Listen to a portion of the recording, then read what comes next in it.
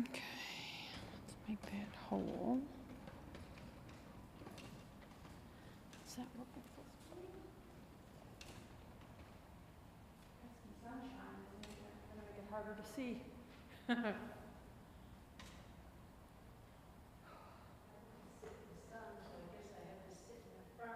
Uh-oh.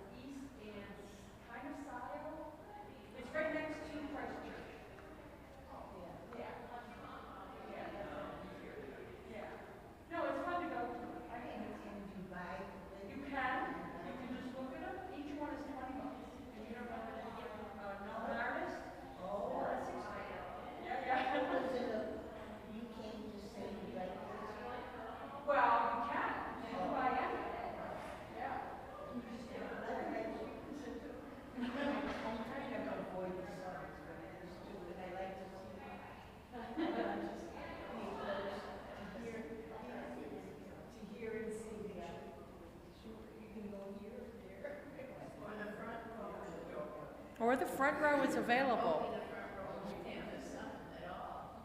Yeah, you might dodge it. How hot out is it? I haven't been out since early. I don't know if it's supposed to get hot the next couple days. Yeah. Look at you guys. You're not vampires.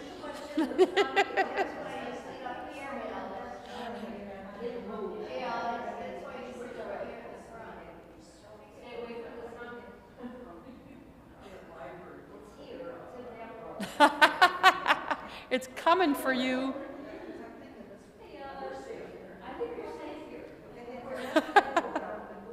Yeah, you can feel free to move.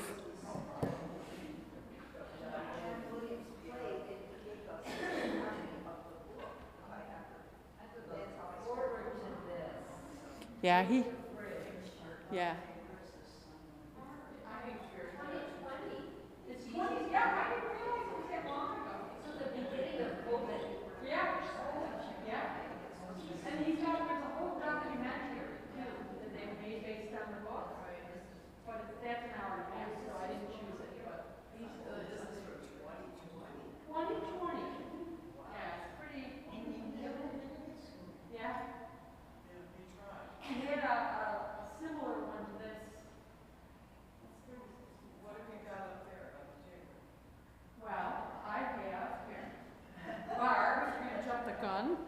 I have the book that this lecture is based on. There's also a full-length documentary, an hour and a half, that we can rent for $2.99. So if people want to, let me know, and I'll get a hold of it, and we'll watch the whole thing over the summer. But this is a talk at Yale, and I have the book, which can be checked out from the Justice Library. And then I also have Love Tenderly, which is people in religious life who are LGBTQ and their stories. It's very good, too, very, very touching. So you can sign out either of those, and then I have a couple other things I'll mention as we go along. There's 2 minutes of. He's got a couple of, he's got a lot of talks on the topic. And this one is pretty good. There's one that's he's a little saltier in. He did one for for Jesuit family education, something or other, which was, but this one's a little shorter, if you don't mind if I kind of skip some of the introduction of, the woman saying how much she likes him and all that. Sometimes the introductions run on, in my opinion. They don't need to be 10 minutes long. You think this is it? Should we just go? I hate to. No. Okay, we'll wait a minute. Let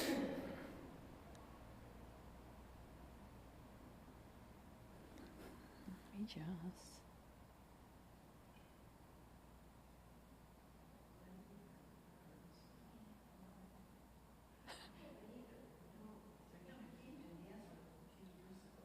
Did he?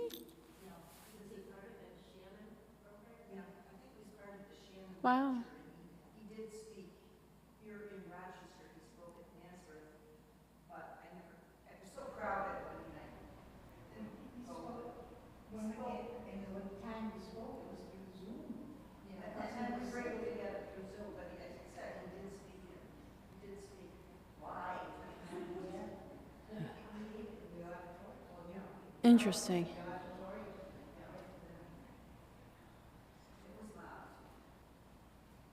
I bet.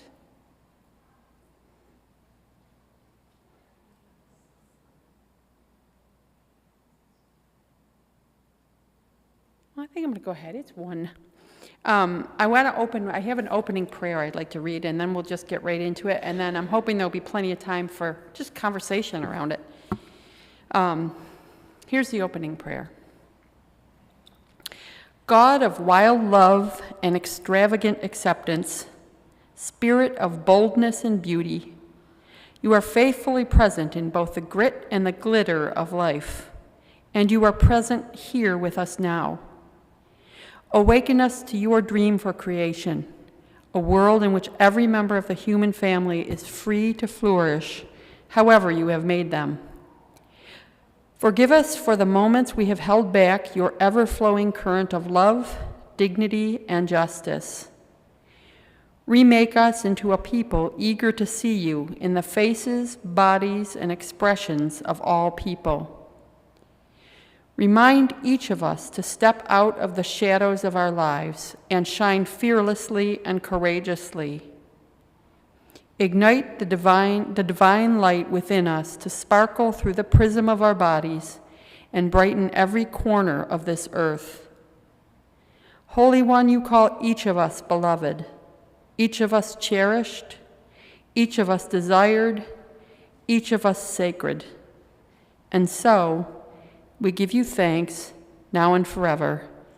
Amen. Isn't that? All right. We're just going to skip this. You'll get her last couple words, if you don't mind. Then we have more time to talk. As a consultant for the Vatican Office of Communication. I'm delighted today to be able to welcome Father Jim back to Yale. He spoke at St. Thomas More, the Catholic Center at Yale, 2 years ago, another minute. to a totally packed house. Today at YBS, he is virtually present with us and will address the topic, Building a Bridge, Welcoming LGBTQ Catholics. join me in welcoming Father Jim. Thank you very much. I'd like to thank Yale Divinity School and Dean Sterling for inviting me to give this Ensign lecture. I'm really honored to be back. I have a warm place in my heart for YDS and for the wonderful chaplaincy there, especially the St. Thomas More Center that I'm very familiar with. And so I just want to thank everyone at Yale and everyone at YDS. Tonight I'd like to talk a little bit about building a bridge between the Catholic Church and the LGBT community. One of the more recent challenges for the Catholic Church is how to welcome LGBT people, LGBT parishioners, as well as families with LGBT members. But that challenge is also where a lot of grace abounds, because LGBT Catholics have felt excluded from the Church for so long that any experience of welcome can really be life-changing.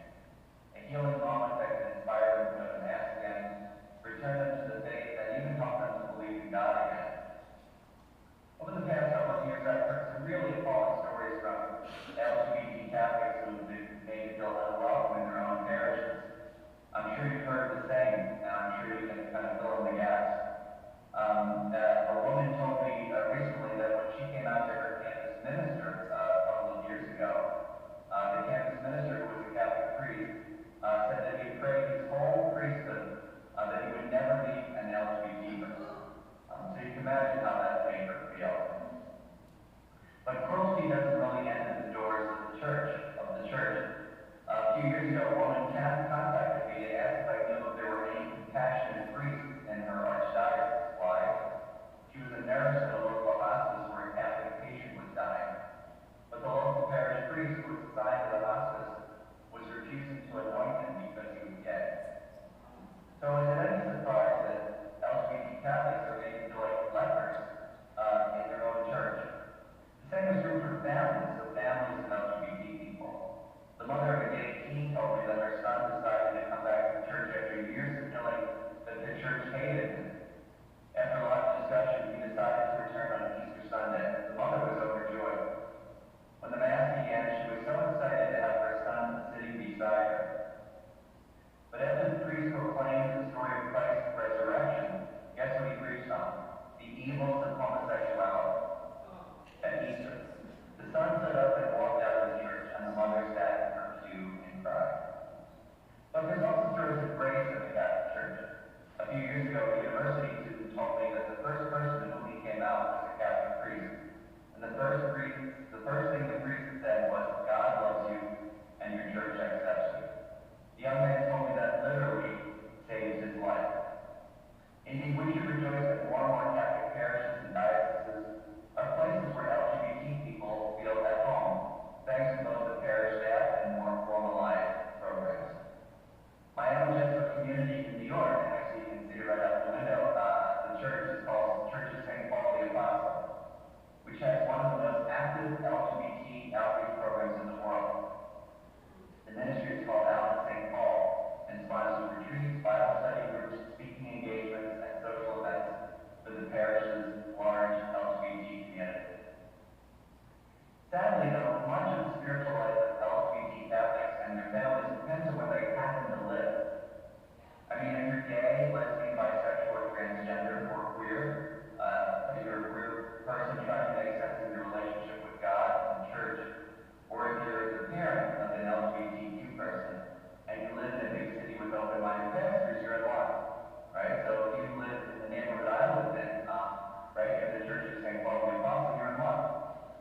But if you live in a less open-minded place where your parish is homophobic, your pastor is homophobic, right, some people are overtly, you're out of luck.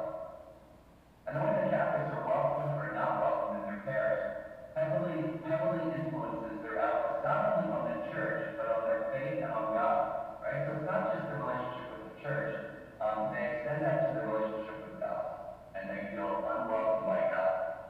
So that's a real scandal. Why should faith depend on where someone lives? Is that what God really desires in the church?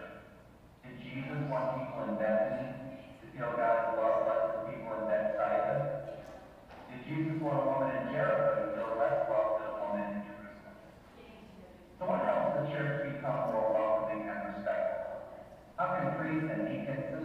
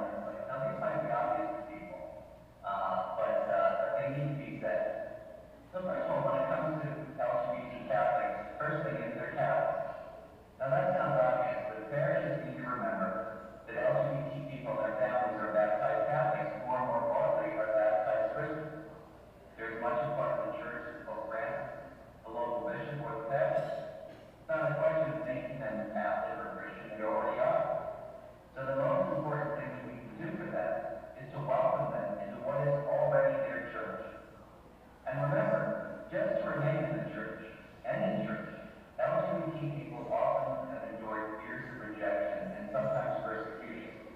Our welcome should reflect that too.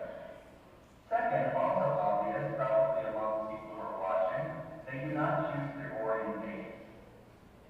Sadly, many people still believe that people choose their sexual orientation, despite the testimony of almost every psychiatrist and biologist, and more importantly, the lived experience of LGBT people.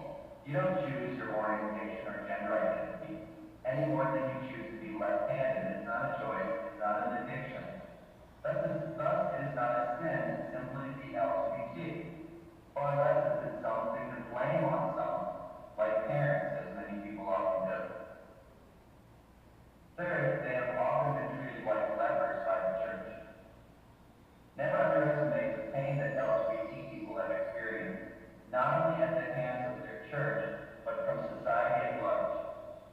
A few statistics might help, and these are pretty surprising. In the United States, lesbian, gay, and bisexual youth are 5 times as likely to have attempted suicide than their straight counterparts, 5 times more likely than their straight counterparts. 40% of transgender people in the U.S. attempt suicide. Among young LGBT people in the U.S., 57% say they feel unsafe because of their orientation. Also, one study shows, and this is especially important for people of white death, shows that the more religious the family they come from, the more likely they are to attempt suicide. Isn't that interesting? So, for straight people, for straight young people, the more religious their family is, the less likely they are to attempt suicide. Okay? For young LGBT people, the more religious their family, the more likely they are to attempt suicide. Now, one important reason that LGBT youth are homeless is that they come from families who reject them for religious reasons. So parishes, all religious congregations, all religious denominations need to be aware of the consequences, the real-life consequences of stigmatizing LGBT people. Most LGBT Catholics have been deeply wounded by their own church. They may have been mocked, insulted, excluded, condemned, or singled out for critique either privately or from the pulpit. They may have never heard the terms gay or lesbian or LGBT expressed in any positive way or even in a neutral way. And even if the hateful comments didn't come in a parish setting, they may have heard other Catholic leaders making hateful and homophobic comments. From their earliest days as Catholics and as Christians, they are often made to feel like they are a mistake. They fear rejection, judgment, and condemnation from the church. In fact, these may be the only things that they expect from the church. This often leads them to exclude themselves from the church. Parents of LGBT people face similar pain. There's a saying, when a child comes out of the closet, the parent goes into the closet. It can be confusing, frightening, and embarrassing for parents to accept the reality of their children's orientation or gender identity. As a result, parishes, much like families, know that they are so welcome, that they have nothing to fear from the church, and that the church is their home. One mother told me a few years ago that she felt that after her daughter came out, she had to choose between her daughter and God. All right, so we really need to welcome LGBT families. Fourth, they bring gifts to the church. Like any group, LGBT people bring special gifts to the church. Now, it's usually wrong to generalize about any group or stereotype any group. But for a group that has been seen in the church almost exclusively in a negative light, it's important to consider the many gifts of the group, right, which we often don't consider. To begin with, because they've been so marginalized, many LGBT people often feel a natural compassion to those in the margins, right? Their compassion is a gift. For example, if you were someone who was bullied when you were young, straight or gay, when a young person comes to you and talks to you about bullying, you will have naturally sort of a deeper compassion for that person. They are often forgiving of pastors and priests who treat them like dirt, right? Their forgiveness is a gift. They persevere in the face of years of rejection. Their perseverance is a gift. So all these things we need to count as gifts that the community brings to the church. In fact, recently, some American parishes have fired LGBT people after they were legally married. I'm sure you've read stories. And something about these situations always mystified me. Every time I would hear these stories, it would always be about the most beloved teacher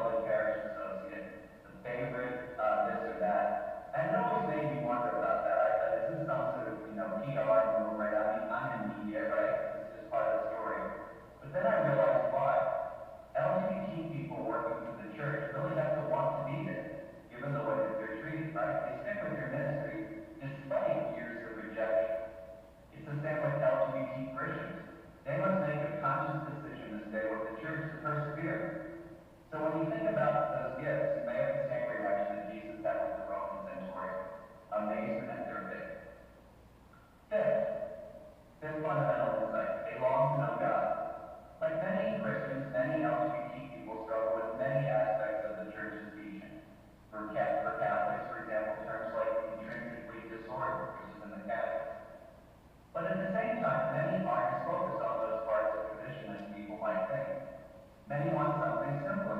They want to experience the Father's love in Him. They want to meet Jesus Christ in the sacraments. They want to experience the Holy Spirit. They want to hear good albums, right? Sing good music and feel part of the faith community, like everybody else. So treat them like that, not as protesters, but as parishioners. Help LGBT people and their families to fulfill their deepest desire, which is to know God. 6, they are loved by God. God loves them, and so should we. And I don't mean a stingy, grudging, judgmental, conditional, half-hearted love. I mean real love. And what does real love mean? It means the same thing it means for everyone. Knowing them in the complexity of their life. Celebrating with them when their life is sweet. Suffering with them when life is good. As any friend would. But I think it's even more. It's loving them as Jesus loved people on the margin, which is what the kind of extravagant love. So with those 6 insights in mind, how can parishes of any strength be more welcoming? How can we treat LGBT people with the virtues that the Catechism recommends? Respect, compassion, and sensitivity. Let me suggest 10 things. And by the way, very briefly, I'm using LGBT because that's the terminology I'm most comfortable with. I use it. You can easily use LGBTQ, LGBTQ+. I'm using it as a kind of general term, so I want everyone to feel included. So let me suggest 10 things. Now, some of the suggestions need to be fitted to your own parish, institution, or organization. No one size fits all. First, examine your own attitudes towards LGBT people and their families. Do you believe someone is sinful because she's lesbian or more inclined to sin than a straight woman? Do you hold the parents responsible for a gay teen's orientation? Do you think you're something that's popular to think? Do you think a person is transgender only because it's fashionable, right? Or because they're responding to gender ideology? And here's another question that a pastor asked me, that the pastor told me that he asked other pastors. I think this is really helpful. And it applies to all of us. If none or only a few LGBT people have made themselves known to you, why might that be the case? Likewise, are you discriminating against them in your heart? For example, do you hold the LGBT community to the same standards as the straight community? With LGBT people, Catholics tend to focus on, many Catholic leaders tend to focus on whether they are fully conforming to the Church's teaching on sexual morality. Okay, are you doing the same with straight persons? Those who are living together before being married, practicing birth control. So be consistent about whose lives you are scrutinizing. Pastors and pastoral associates are often much more sympathetic to the complex situations of straight people and trust their consciences because they know them. Right? Do we treat LGBT people with the same understanding? What can you do about these attitudes? Be honest about them. But also get facts, not myths about sexual orientation and gender identity from scientific and social scientific sources, not from rumors and misinformed and homophobic online sites. Then talk to God and your spiritual director about your feelings and be open to God's response. Invite your pastoral team and the parish to speak about their feelings and experiences. This leads to the next step, maybe the most important step. Listen to them. Okay? Here's something the church doesn't do a lot. Listen to the experiences of LGBT people and their parents and families. If you don't know what to say, you might ask, what was it like growing up as a gay boy in the church? What is it like being a lesbian Catholic? And an important question today, especially, what is it like being a transgender person? We still know very little about the transgender experience, so we must listen. Invite the parents of an LGBT child to speak with your pastoral team. Ask them, what is it like to have a gay child? How has the church helped or hurt you? How has your understanding of God changed? And pay attention to what they say. Overall, whether you are participating in a ministry like an LGBT outreach program at your church, or a meeting with an LGBT person one-on-one, begin with their experiences. To that end, trust that the Holy Spirit will guide them in their formation as Christians. We don't treat other Catholics simply by repeating church teaching without considering their lived experience. There's no point doing that with LGBT. Notice how Jesus treated people who felt like they were on the margins. For example, how he treated the Samaritan woman, right? The woman at the well in John's Gospel. Does he castigate her for being married several times and living with someone? No. Instead, Jesus listens to her and treats her with respect. So be like Jesus. Listen, encounter, accompany. The church listened to LGBT people, 9% of homophobia would disappear. Third, acknowledgement and commonly compared presentations as full members of the parish without judgment and not as fallen away down. LGBT people should never be degraded or humiliated from the pulpit, nor should anyone. Just mention them can be a step forward. Sometimes in homilies I'll say, God loves us all, whether we're young or old, rich or poor, straight or LGBT. Even something small like that can send a powerful signal. It also sends a signal to their parents, grandparents, brothers and sisters, aunts and uncles. Because as another pastor told me, you may not think you have any LGBT people in your parish. He tells his other pastors.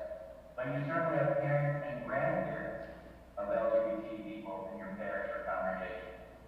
You have people who love LGBT people in your parish. Remember that when you're talking about LGBT people, you're speaking about their children. Or apologize to them. If LGBT Catholics or their families have been harmed in the name of the church by homophobic comments and attitudes and decisions, apologize. And I'm speaking here to the church's ministers and to all of us, right? They were harmed by the church, you were a minister of the church, you were a member of the church, you can apologize. Doesn't solve everything, but it's a start. And I'm including lay people who are not in ordained ministry or sort of formal ministry. If you're a member of a church organization, you can apologize. Fifth, this is especially important for Catholics. Do not reduce gays and lesbians to the call to chastity that we all share as Christians. LGBT people are more than their sexual lives, but sometimes that's all I hear about. Remember not to focus solely on sexuality, but on the many other joys and sorrows in their lives. They lead rich lives. Many LGBT people are parents themselves or are caring for Asian parents. Many help the poor in their community. Many are involved in civic or charitable organizations. They are often deeply involved in the life of the parish. See them in their totality. And if you're a Catholic and talking about chastity with LGBT people, do the same for straight people as well. Sixth, include them in ministries. As I mentioned, there is a tendency to focus on the sexual morality of LGBT Christians in the Catholic Church, which is wrong, because first, you often have no idea what their sexual lives are like. And second, even if they are falling short, they're not the only ones. As a result, LGBT people may feel that they have to be dishonest about who they are in their parish, and that they have no place in Catholic ministries. Like everyone else in the Catholic parish who does not live up to the gospel, which is everyone, LGBT people should be invited to all parish ministries, Eucharistic ministries, music ministries, lectures, bereavement ministry, every ministry. And by the way, by not welcoming them, the church misses out on their gifts. They will simply go to where they are welcome, to where they can bring their whole selves. Also, asking someone who's felt left out his or her life, just simply to be something like a lector, can be life-changing for them. True, believe me. People have told me that. Seven, acknowledge their individual gifts. Not only should we acknowledge the gifts that LGBT people offer to the Catholic Church as a group, but their individual gifts should be valued.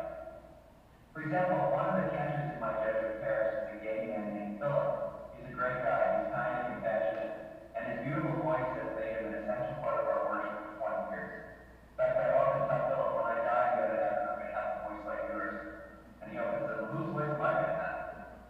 You probably have similar people in your own parish or church organization. Remember how important it is to acknowledge them, especially if you're LGBT, to praise them, to raise them up. Don't hide their life under your bushel basket. 8, invite everyone in the parish to welcome them. All right, here's the thing. You may have a welcoming pastor, right? You probably have a welcoming pastor. But what about everybody else? Does the person answering the phone know what to say to a lesbian couple who wants to have their child baptized? At funerals, are the gay adult children of the deceased treated with the same respect as other children? What about the teacher in parish school who has 2 fathers when we do a parent-teacher conference? How does the deacon treat the father of a gay man who has just died and wants to funeral for his son? Are gay and lesbian Catholics welcome into bereavement groups when a partner does? Is your parish open to the children of all couples, not just straight couples? Is your parish educated in the full range of church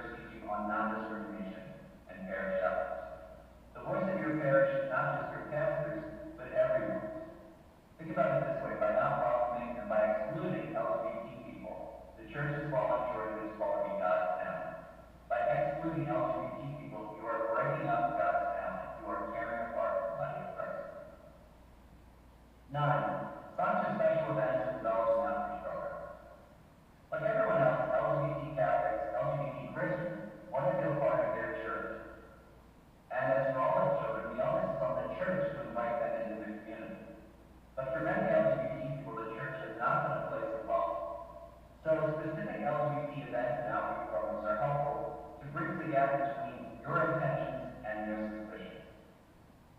As for events, there are lots of possibilities. Let me just offer a few. You can have a mass and welcome, a weekend retreat, prayer service, a day of recollection, book club, a speaker. And by the way, speaking events don't have to be focused solely on LGBT issues. Then sponsor a speaker to talk to LGBT Christians about prayer. Or show a video about a topic that people need to be informed on, like the experience of transgender people. As for LGBT outreach ministries, there's lots of different models, at least in the Catholic Church. And it's been interesting, as I've gone around and talked to different parishes, different kinds of models. They range from programs where LGBT people speak with one another privately, right, and share rooms, to ones where LGBT Christians meet together with other Christians, to education programs on church teaching, to more holistic approaches, where the group does not focus on sexuality, but on the many other questions that LGBT people face, to family groups for parents, to groups that do outreach to the LGBT community in the area, right, like working in shelters for LGBT youth, to what you might call blending in programs, where the parish includes LGBT topics as one element among many in the parish in adult education, social justice programs, and youth ministry.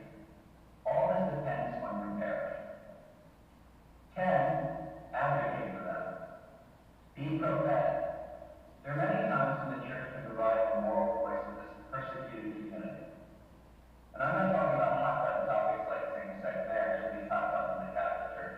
I'm talking about incidents in countries where gay men are rounded up and thrown in jail, or even executed for being gay, and lesbians are raped to cure them of their sexual orientation.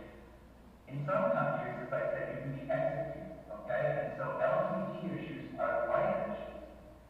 We in the Catholic Church are fond of talking about pro-life, being pro-life. Well, in many countries, LGBT issues are pro-life issues. In other countries, it may be responding to incidents of teen suicide, or hate crimes, or violent bullying, right? Occasions of violence. So there are many opportunities for Catholic parishes to stand with LGBT people who are being persecuted. The Catechism says every sign of unjust discrimination must be avoided when it comes to LGBT people. Do we believe that? The Congregation for the Doctrine of the Faith wrote in 1986, this is quite something. It is deplorable that homosexual persons have been and are the object of violent speech and action. Such treatment deserves condemnation from the Church's pastors whenever it occurs. It's very strong. This is part of what it means to be Christian, standing up to the marginalized, the persecuted, the beat down. Pope Francis is fond of talking about going to the peripheries, right? Going to the margins. This is where LGBT people feel they are in the church. But it's shocking how little the Catholic Church has done this. Let your LGBT friends know that you stand with them. Mention their persecution in a homily when appropriate or in the prayers of the faithful. Be prophetic. Be courageous. Be like Jesus. Because if we're not going to be like Jesus here, what's the point? And remember, in his public ministry, Jesus continually reached out to people who felt like they were on the margins. The movement for Jesus was from the outside in, right? He's bringing people on the outside in. He's also asking his disciples to go out to the margins. He's bringing people who felt on the outside into the community. Because for Jesus, there's no us and them. There's just us. To that end, I'd like to close with a story from the Gospels to help us meditate on our call to welcome and respect LGBT people and their families into our churches. And I've really thought a lot about this over the past few years, and it's a reading that I just find so rich. And it's the story of Zacchaeus. I hope you all remember the story of Zacchaeus. The Gospel of Luke tells a beautiful story of Jesus' encounter with Zacchaeus. He's traveling through Jericho, which is a huge city. It's the oldest continually inhabited city in the world. And Jesus is on his way to Jerusalem towards the end of his ministry, so he would have been well known in the area. As a result, he probably had a large crowd following. In Jerusalem, there's a man named Zacchaeus. He is the chief tax collector in the region, and so therefore would have been seen by the Jewish people in the area as the chief sinner. Why? Because he would have been seen as polluting with the Roman authorities. So Zacchaeus was someone who was probably on the outs of everyone. Now here I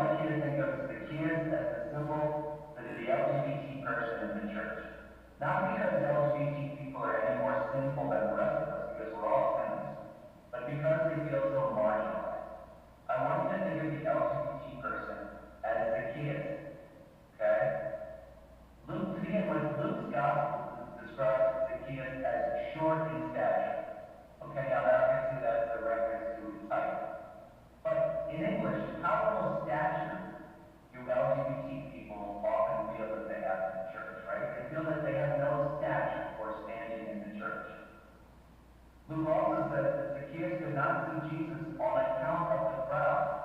Again, that was because of his height. But how often does the crowd get in the way of the LGBT person encountering Jesus, right? When are we in the church part of the crowd that doesn't let the LGBT person come close to God?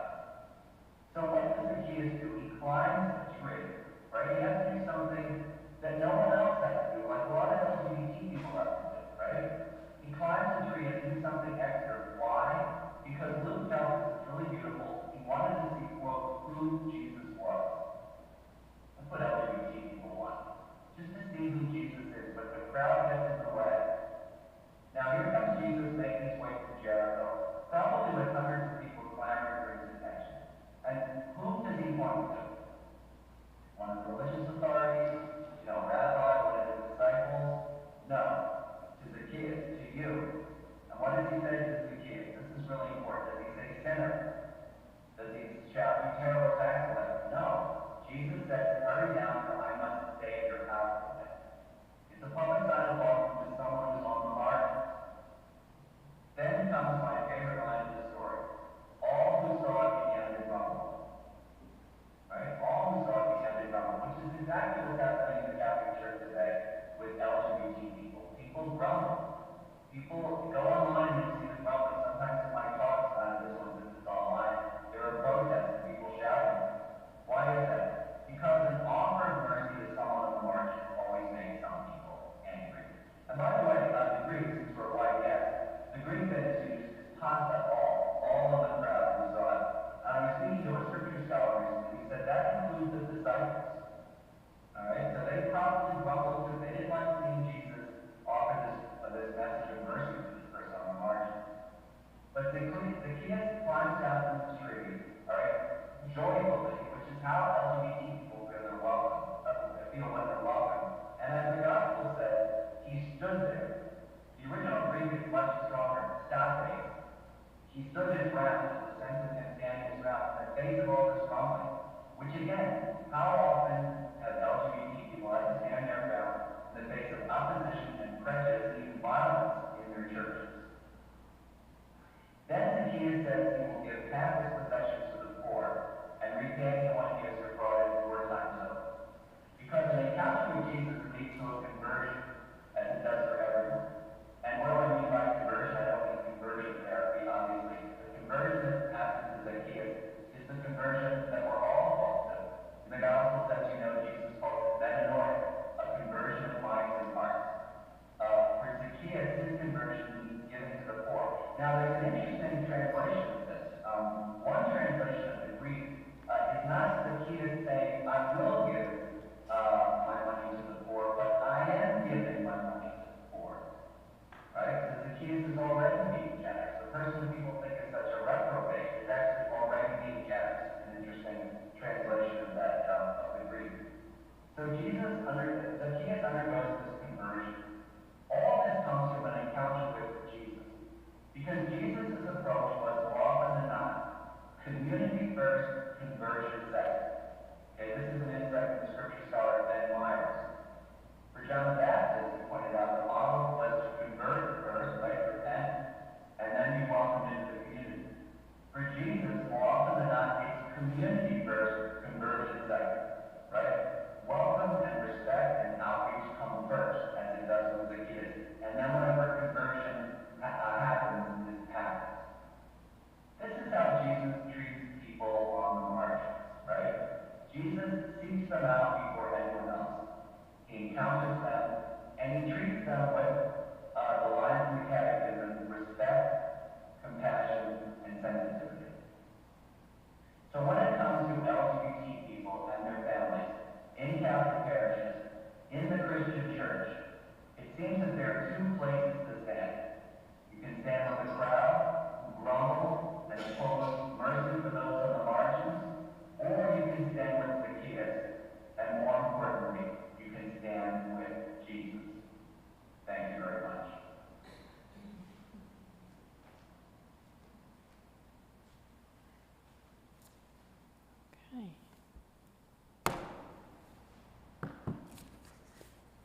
So just two small things, and then we'll get into it. Because I think the terms can be confusing. There's a lot of different terms for sexual identity and gender. So I printed out, the Federation had that talk, I don't know, 6 weeks ago or a couple months ago. And it's just a glossary of terms. What do they mean? How to use them? If you're curious or you just want to learn more, that's over there. Books can be signed out. And I have those prayer cards that we had from a couple years ago too, but they're so pretty and I still have some left, so take some if you want some. So the only other thing is Elaine sent me an article from, in which an Italian bishop said welcoming wasn't enough. We need to do recognition and full integration, which I think is what James Martin's talking about, but I think it's interesting to think about the difference in language, because welcoming implies I'm in, you're out, where recognition and full integration is a little more like there's no us and them, there's only us. So I have a couple copies of that article if anybody wants to take one. All right, so what struck you? What struck you in the talk? What was, hard or, a useful way of thinking about it? And I'll come around.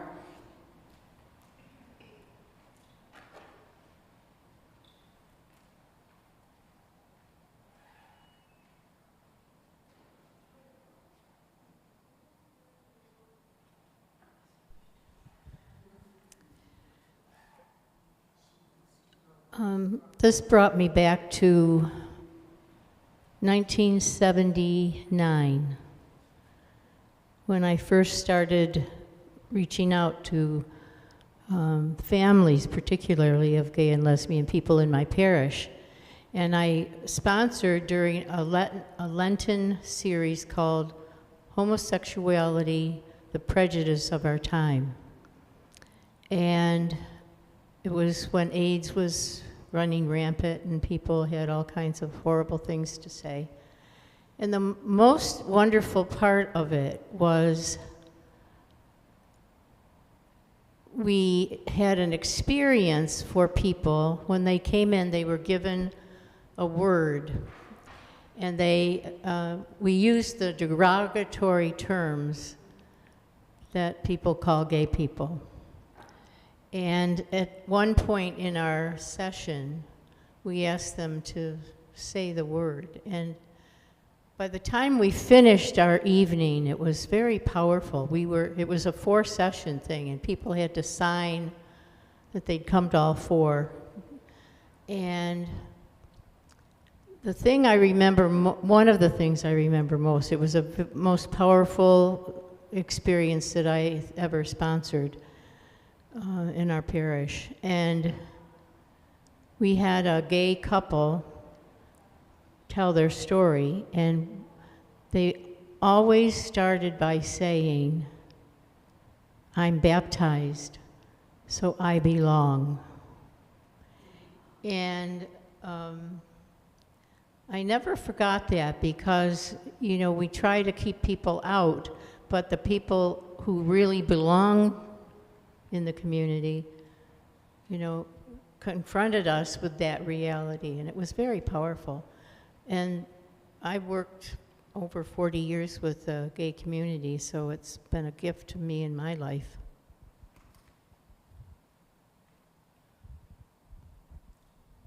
I didn't know that about you. Anybody else?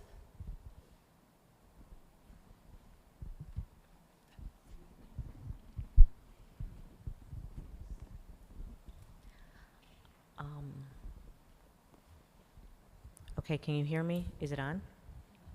I'll talk a little louder. Is that better? Okay.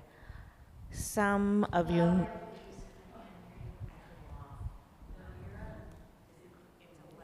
Is it red?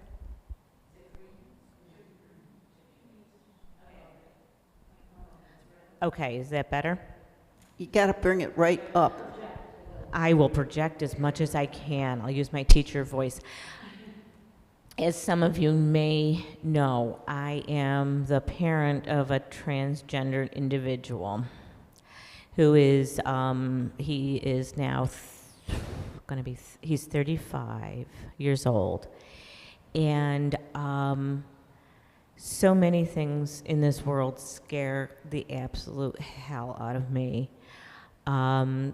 Lately, the whole incident over in Farmington with that young man, Sam Norquist, scares me no end because, you know, as a parent, you just think this could be my child who is trusting and loving and generous and kind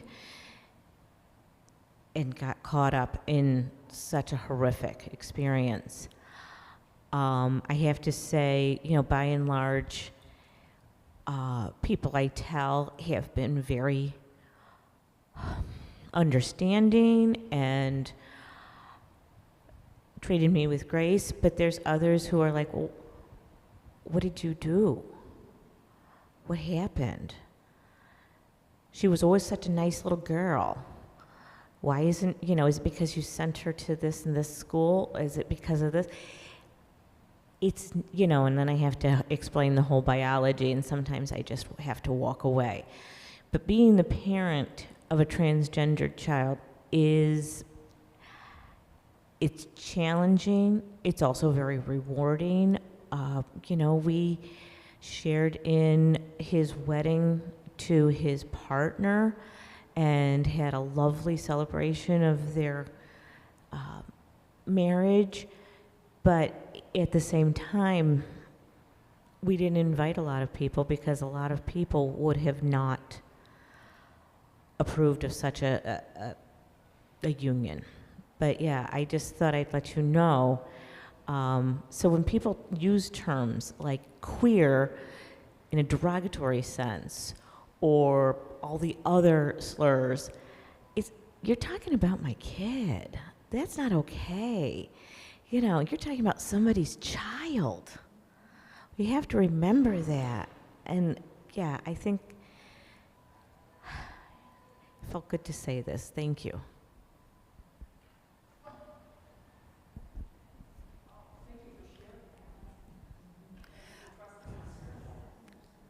I was listening to the awful beginning stories that people experienced of rejection by pastors or whatever, and it reminded me of one time that a graduate student at the U of R asked to speak with me. I was a chaplain there at that point, and he seemed very disturbed, and I said, sure, come on in, let's talk. And he said, I have something really bad to tell you. And I said, I've heard a lot of bad things in this office, so, you know, just come out, say whatever you want to say. And he said, I'm gay. And I looked at him and I said, and? And he said, well, that's it. And I said, I thought you were going to say you murdered somebody. He was from another culture. He was recently, a culture that was very, very prejudiced and homophobic. He was also recently baptized and had come out to a priest back home, and a priest had excoriated him for his orientation.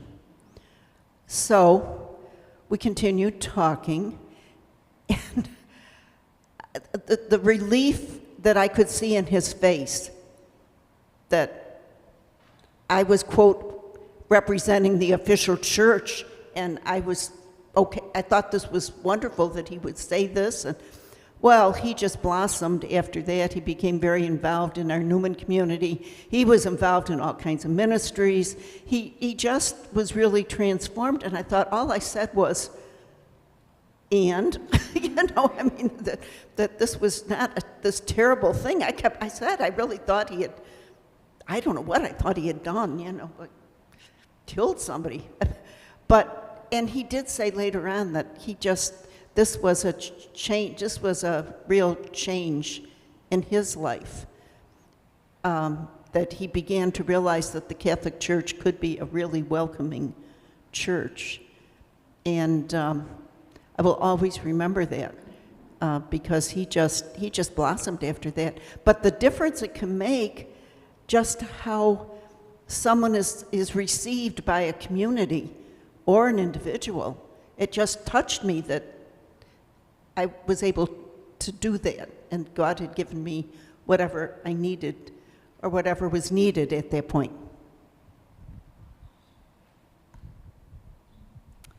I had maybe a sort of similar experience. A very close friend, her grandchild was Jessie. And when Jessie hit her teens, she was suicidal, she was sick, she was just all kinds of problems and in the hospital in mental treatment. And later, I was invited to a birthday party for my friend Marianne. I think her 80th birthday, maybe her whole large family was there. And Jesse, who now is Josh, came in with his family, and all the numerous cousins just shouted his name, and it was just so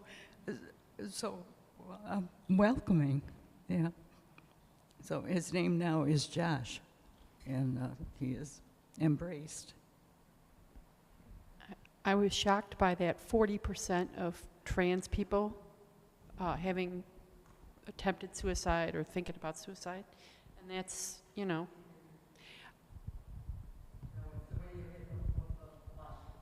That 40% of trans people had contemplated or attempted suicide. So that's pretty shocking. And it is a life issue, isn't it, then? But this kind of thing where then the person is freed to be who they are. Yeah. Anybody else?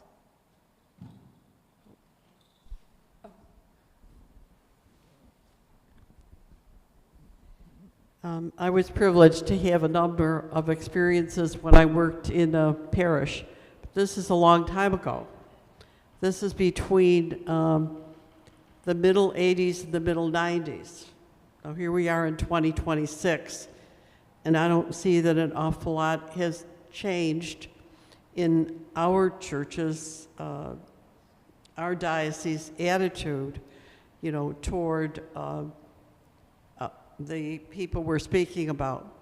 I was privileged, I believe, to have an experience where a young man came one evening to the house that I lived in and told me that he had something he's been keeping a secret and he didn't want to tell anybody, and shared it with me. And he lived out of town. He came to know our parish, which I'm speaking about as Blessed Sacrament, because he came and worked in the overnight center. So we had interactions in that way. And then this one night he showed up and he said, I want to tell you that I'm gay and I don't know whether I'm welcome in church upstairs, because we were working in the church downstairs welcoming people. And he had not told anybody. He hadn't told his family yet that he was gay. But I think he was at the point where he wanted to have a relationship with someone else. And so that was bringing him to this point in his life. So I was, at that point in time, there was a group, and I know Kay knows about it. I don't know whether it's still around, but there was a group called Dignity. So I was able to make contact with Dignity and connect him, and he continued with that group and was very comfortable and very happy and did go on to tell his parents and continue his life. And to me, that was a privilege for me, because I'd never had anyone, you know, talk to me about this issue. But in all these years since then, I have never been in a church group where it's mentioned or talked about or out loud. You know, everybody knows things, but they don't really share it. And so therefore you have no idea if the pastor or the church people are accepting others that are sitting there in their congregation or know about them. So to me, that's a sadness that hasn't happened.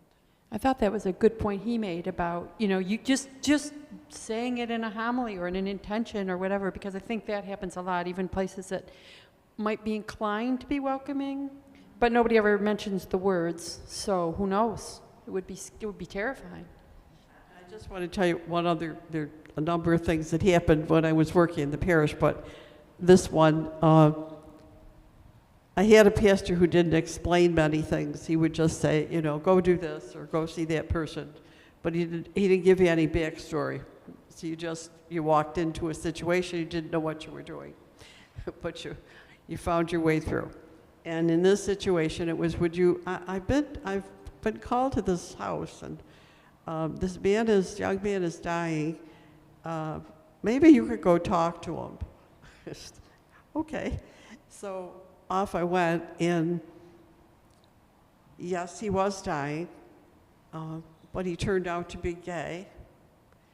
And so again, this was another first experience for me, and I stayed with him through this time until he died.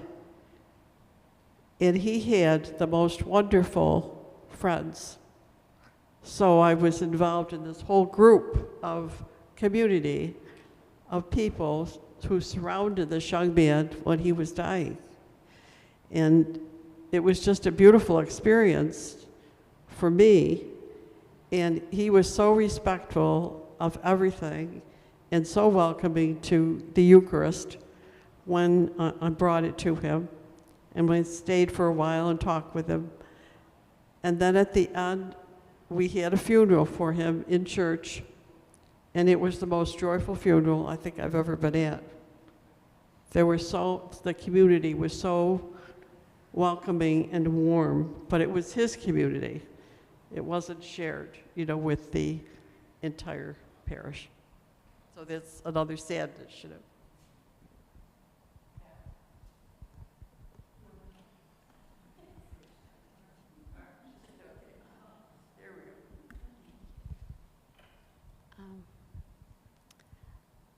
A while back, when I was studying at St. Bernard's, one of the courses that I took was something called A Christian Sexuality for the 80s. Marv Mitch was the professor. And one of his invited guests to speak to the class was the head of the Gay Alliance. And this gentleman shared with us the difference that it had made in his life to belong to, at that time it was a group that was headed by a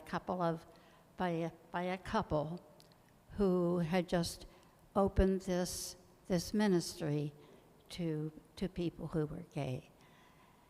And he said, it made such a difference to me that I could be loved and accepted as a Christian. He said, it saved me from a life of just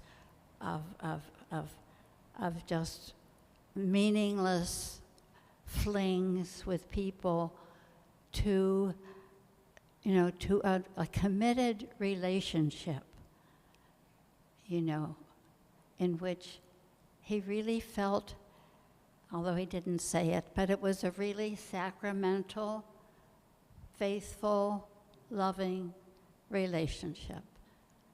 And he in speaking about it, his face shone. He was so comfortable in his Christianity, in his relationship with God, with people, and with his church.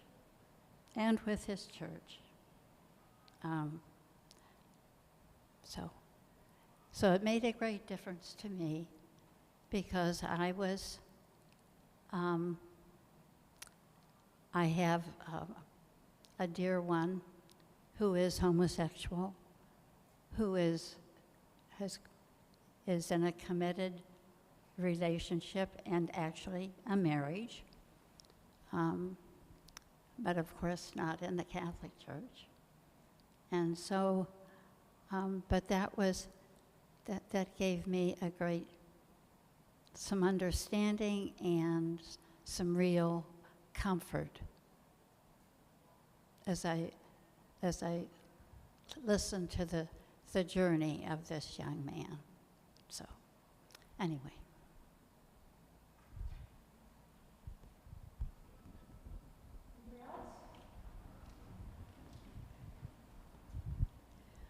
I'll tell you a wonderful story.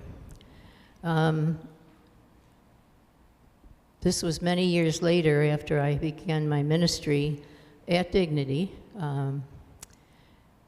And I was at this parish with Bishop Clark, who, by the way, I think all of you know, he said a mass for welcoming gay and lesbian people, and he went to the pulpit and he did apologize. So I was very struck by Father Martin's reference there. But I belong to this parish, and this couple who adopted a severely retarded child. They knew the baby would never walk, never talk, but needed somebody to love them. And so we agreed to baptize the baby, which they were not too sure about doing in the community, but we did it during Mass. So everybody noticed and saw that this gay couple was loving and caring of this specific child. And this went on. They got very involved within the life of the parish. They were on the liturgy committee. They added so much to it. And we got a new assistant who, on his first approach to the pulpit for his homily, began with degrading homosexuality. It had nothing to do with the readings or anything, but he went on this. And my two friends both stood up and yelled back at him. And I'll never forget that, because I thought, oh, there they go. They're gone. One of them was gone. He was so hurt. But the thing that brought the other gentleman back was the way the community responded. The people lined up with the pastor and said, you got to get rid of this guy. We can't have this going on here. And so they knew that they belonged to the parish, they belonged to this community, and it made all the difference in the world. But you could see what happens when people think they know what they're doing and say, God is condemning you, God doesn't love you, God this, God that. And a community of people stands with you against that. It was wonderful and so life-giving.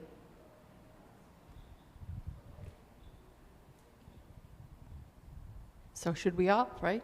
I think that's what he's talking about. Yeah. I have two very brief. One is Pat Scholes. I attended a 4-session class at St. Bernard's on sexuality. It was a big group that was there. It was wonderful. And the 4th session was on homosexuality, and she began the class by saying, what did Jesus say about homosexuality? And wrote on the board, nada. Nothing. The second thing is Deacon Jim Fine out at St. Rita's has a group, and I forget the name of it. Holy Beginnings. Holy Beginnings. A number of sisters went to the very first meeting and were very welcomed, and I saw 2 men from the parish that I belong to were there, and they were so happy that I was there, that there were sisters there. And so anyway, that is ongoing. I still get his emails. I haven't followed the group, but I get his emails, and I'm very glad and hopeful that he's thriving, that they are thriving.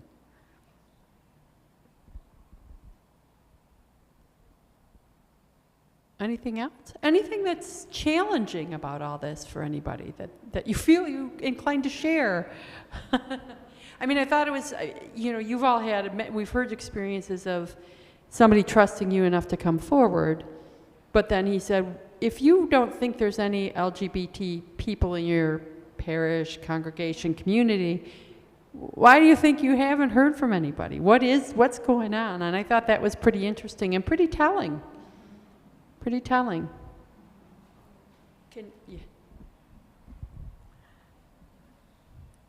I find very challenging in my family to have my great niece just went through the process of transition.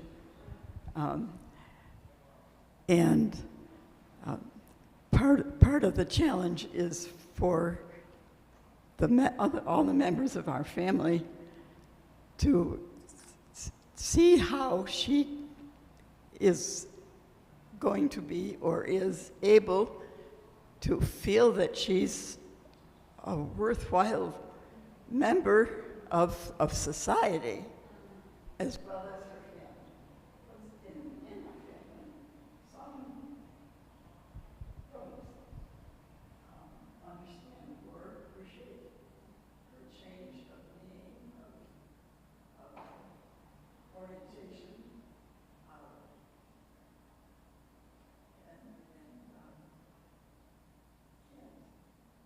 haven't yet felt comfortable thinking of her as their grandchild. And although her parents have been very supportive, but her sister has become like a recluse. And I think finds it very, very difficult to see her sister not be her sister anymore, but think of her as her mother. So the challenge of changing her gender is not a simple process for anyone. I don't know, unless for the family that who are involved. It must be super hard. It must be super hard for everybody, and then particularly for the new young man to feel like they're not, the sisters at the time. Yeah. And hopefully levels out at the end. I just had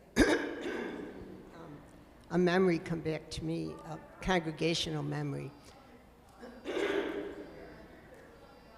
And this was several years ago, and it was in preparation for a chapter, and it was some chapter committee I was on. I don't even remember the name of it.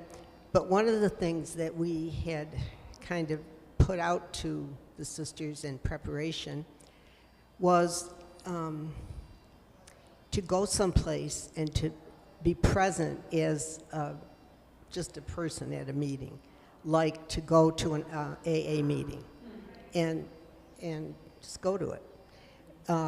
Go to a soup kitchen and get in the line to eat, don't help. And one was to go to Dignity and Integrity and to a mass that they had. And I remember it was Mary Jane Mitchell and Sue Wills. And they said to me, we're going to go to this mass. Do you want to come? This is what we're going to do. We're going to go. And I said, sure, I'll come. And at the time, I was working as a counselor in an employee assistance program. And so that night, we got in the church, and we were told to turn around and just, greet the people that were there. And I turned around, and here was this guy that sat in my office that afternoon. And I don't know, I don't know what I even want to say about it. It was a momentary thing, like, what does he think about me? I mean, and this was a long time ago. I wouldn't say that today, but I thought, this is what it's all about. I mean, this is confronting, to go to an AA meeting and sit there and say, oh yeah, I can be here, but that's not me. you know, and I think it was a really powerful experience that people had in many, many different ways. And didn't I meet him again? I was in a, I think he found, no. We had sisters had a group of, what would we call, the Blue Suspenders, that we entertained, sang, and went around to parishes, and they'd invite us, and don't I meet him at the first parish I go to, you know, so but I think about him, and I just remember him, and it was, I'm glad I remembered it, because I haven't thought about it in a long time. So it's almost like a moment of feeling what you feel. What exactly? Yeah. Exactly. What does this feel like? Right. You know, and it's, yeah, exactly. And confronting that in yourself.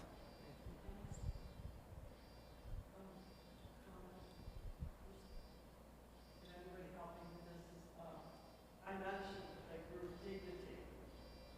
Is it still available, or is this New Beginnings? Has that taken the place of it at this point in time in the church, in our church?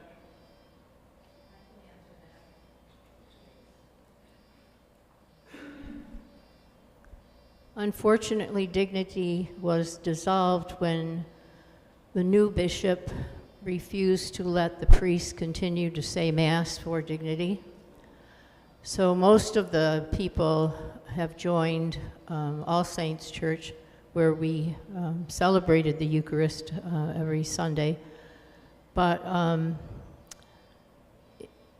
there may be some connection, but there is no formal Dignity gathering that I'm aware of in the diocese because of the new bishop.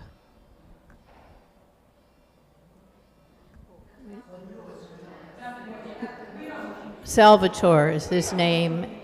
He refused to let the priests celebrate Eucharist, and he made sure that they didn't show up. The other thing is that there was a group of lay people that started the Catholic Gay and Lesbian Family Ministry, which was very active and very involved, and that's gone away as well. So I'm unsure of what's left in our church for Catholics.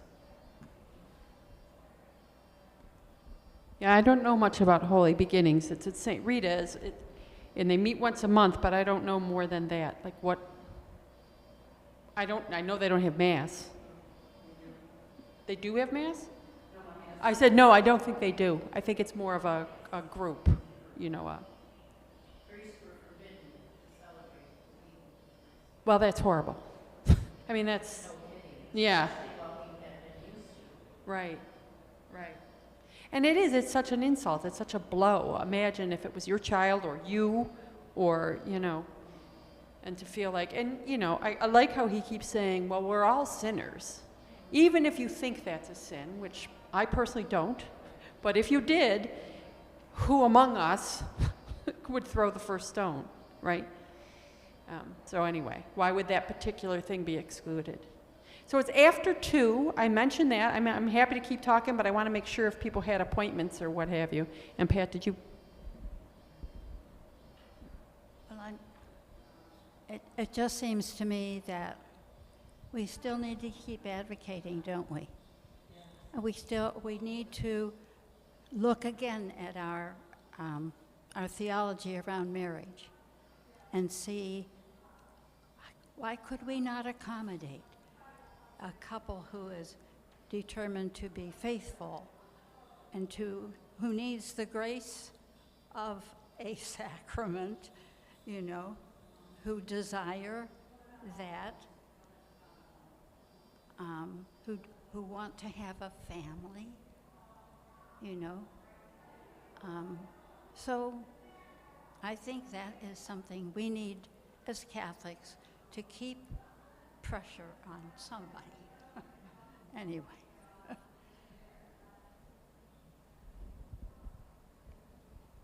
Well, finally the beeping stopped, so. Anything else? Okay, all right. And again, let me know if you're interested. We can rent the longer documentary that he did. I don't know how much different it is, but, you know, happy to do so. Check out the book. pick up the sheet. And thanks for coming to, I mean, so many of you have come to these justice hours. It's the last one until fall. And I'll have a survey going out about, well, what do we do? Do you want to see it monthly? You know, having some questions about how do we go forward with the program.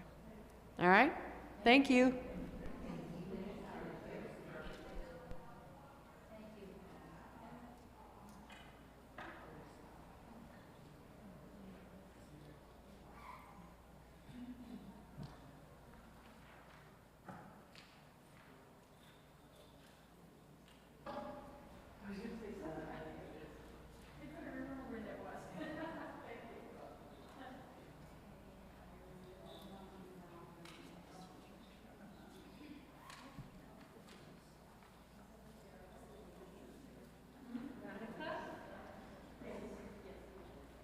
I want to get back to you about your question.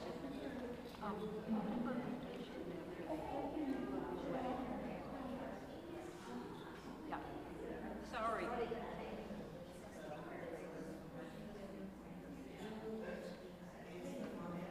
Good.